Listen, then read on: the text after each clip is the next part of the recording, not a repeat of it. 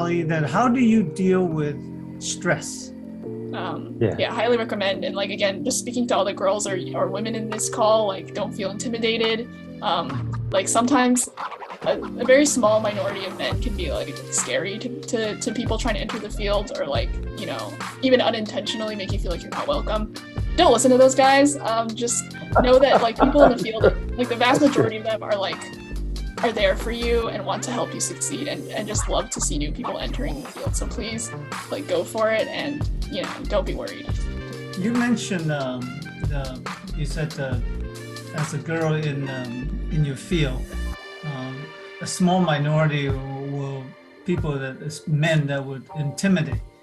How do you handle intimidations in workplace, and also that the taunting or intimidation in school as Asian? Not too long ago, that there's a lot of racial things. Do you mean like in the CS field or just in general? In general, and yeah. I think it's important to be able to self-advocate for yourself, and to sort of not just roll over and let people say things to you that aren't okay.